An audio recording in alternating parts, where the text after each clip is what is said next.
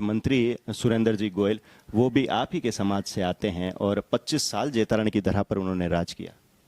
हाँ, तो उनकी जीत का आधार जो मुख्य कारण था वो कुमार था।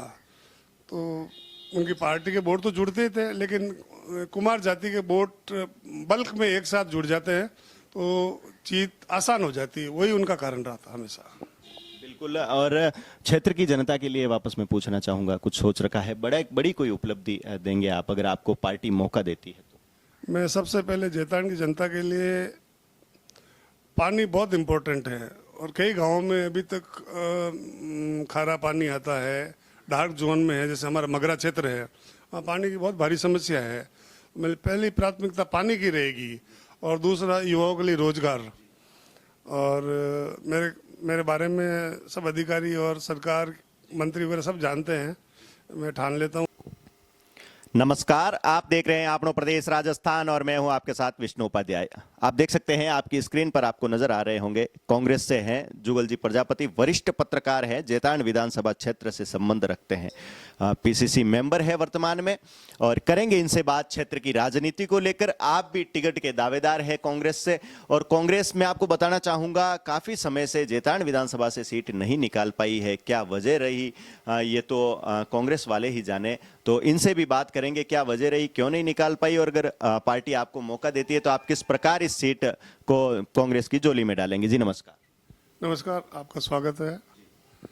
पहले तो आप अपनी पारिवारिक पृष्ठभूमि और जेतारण क्षेत्र में आप किस प्रकार एक्टिव हैं, कुछ कहना चाहिए? मेरा नाम जुगल प्रजापति है। मैं राज्य सरकार से अधिस्वीकृत पत्रकार हूँ। लंबे समय से पत्रकारिता कांग्रेस से जुड़ा हूँ, 30 साल से। और मैं कांग्रेस में चौथी बार पीसीसी मेंबर हूँ। और वर्तमान में मैं सोलापुर सिटी, सोलापुर रूरल और पूना रूरल का जिला निर्वाचन अधिकारी हूँ कांग्रेस में। और राष्ट्रीय कांग्रेस अध्यक्ष का चुनाव हुआ था खड़गे साहब का, उसमें मैं महाराष्ट्र का निर्वाचन अधिकारी रहा हूँ। और 2004 में मैं सतारा और पूना जिले का ऑब्जर्वर रहा हूँ। हमारी कद्दावर नेता श्रीमती सोनिया गांधी जब 1999 में बेलारी से चुनाव लड़ी थी, उस समय मुझे मेरी ड्यूटी ऑब्जर्वर में लगी थी। उन्हीं की कृपा से मुझे 99 में गोवा में लगाया गया था। और मेरे पास सतारा और पुणे की 8 सीटें थी। वहाँ जहाँ मैं ऑब्जर्वर लगा, 8 सीटें कांग्रेस की झोली में डाली मैंने।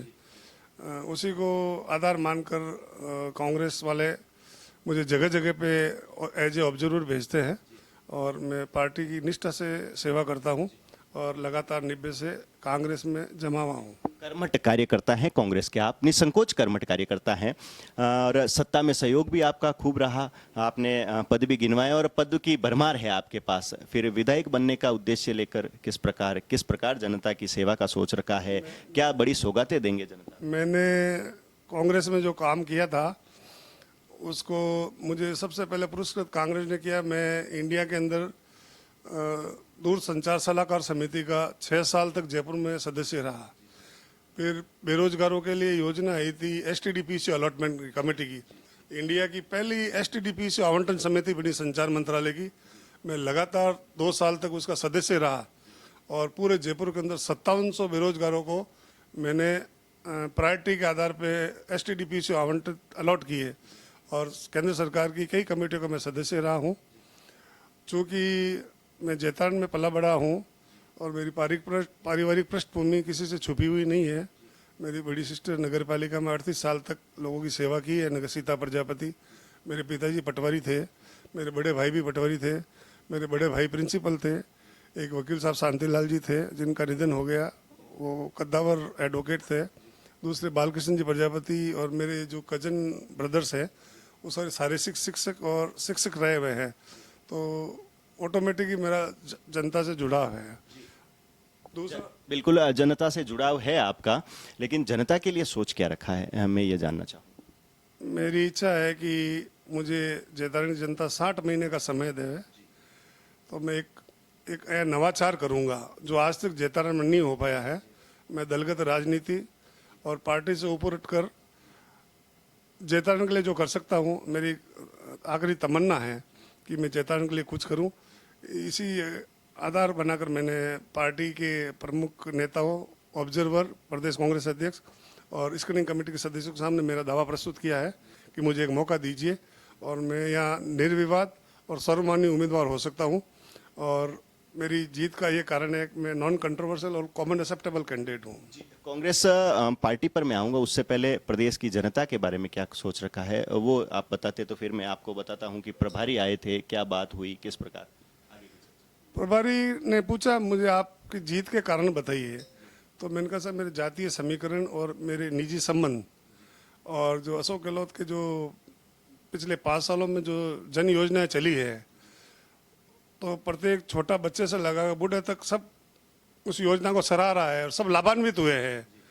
तो लोगों की इस बार इच्छा है कांग्रेस सरकार होगी रिपीट, तो ये भी मेरा एक जीत का आधार हो सकता है।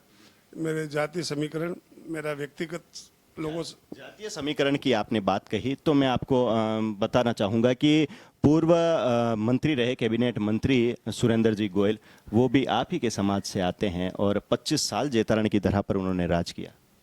हाँ, तो उनकी जीत का आधार जो मुख्य कारण था वो कुमार था। तो उनकी पार्टी के वोट तो जुड़ते ही थे, लेकिन कुमार जाति के वोट बल्क में एक साथ जुड़ जाते हैं तो जीत आसान हो जाती है, वही उनका कारण रहा था हमेशा। बिल्कुल। और क्षेत्र की जनता के लिए वापस मैं पूछना चाहूंगा, कुछ सोच रखा है, बड़ी कोई उपलब्धि देंगे आप अगर आपको पार्टी मौका देती है तो? मैं सबसे पहले जेतान की जनता के लिए पानी बहुत इम्पोर्टेंट है और कई गांवों में अभी तक खारा पानी आता है, डार्क जोन में है, जैसे हमारा मगरा क्षेत्र है, वहाँ पानी की बहुत भारी समस्या है। मेरी पहली प्राथमिकता पानी की रहेगी और दूसरा युवाओं के लिए रोजगार। और मेरे बारे में सब अधिकारी और सरकार मंत्री वगैरह सब जानते हैं, मैं ठान लेता हूँ वो करता हूँ। पानी की आपने बात कही तो मैं आपको बताना चाहूंगा कि जवई बांध के 3 गेट खुल चुके हैं, जवई बांध ओवरफ्लो है। प्रदेश में कांग्रेस की सरकार है और पाली जिले में 5 जो विधानसभा सीटें हैं बीजेपी की है, बीजेपी का गढ़ माना जाता है। तो क्या जनता राजनीतिक पूर्वाग्रह का शिकार हुई है? नहीं, जनता ये नहीं देखती है कि आप कौन सी पार्टी से हो, आप विपक्ष में रहकर भी काम करा सकते हो। इच्छा शक्ति होनी चाहिए आपकी। भैरव सिंह शेखावत लंबे समय तक नेता प्रतिपक्ष रहे थे, तो वो कोई पार्टी थोड़ी थे, लेकिन उनके नाम से डरते थे लोग कि इनका काम करना पड़ेगा। तो विधायक में इच्छा शक्ति हो तो विधायक को काम नहीं होता क्या? जो सत्ता पे नहीं उनके भी काम होते हैं। अब विधायक में इच्छा शक्ति होनी चाहिए। आप अपने निजी स्वार्थों से और अपने दूसरे चीजों से ऊपर उठ के सोचोगे सब काम होता है, ऐसा कुछ नहीं है। बिल्कुल, विधायक एक अकेला पर्सन नहीं होता, एक अकेला इंसान नहीं होता। लाखों लोगों की उम्मीदें उसके साथ जुड़ी होती है। वो उसका स्वयं का पर्सनल कुछ नहीं होता, फिर वो सार्वजनिक हो जाते हैं। और उन्हीं एक बंदा भी अगर जाकर खड़ा हो जाए तो आप ये सोच लो वो विधायक अकेला नहीं है, वो लाखों लोगों की उम्मीद है जो यहाँ खड़ी है और वो काम करवाना चाहिए उनको। आगे की बात करूँ मैं आपसे तो किस प्रकार रणनीति रहेगी विधानसभा चुनाव की और टिकट को लेकर आपका क्या प्रयास है? मैंने कांग्रेस से आवेदन किया है, मुझे कांग्रेस टिकट देगी तो स्वागत है कांग्रेस का। और किसी कारण से किसी अन्य को भी टिकट देती है कांग्रेस का, मैं कांग्रेस का सच्चा सिपाही हूँ, उनके साथ रहूँगा। बिल्कुल।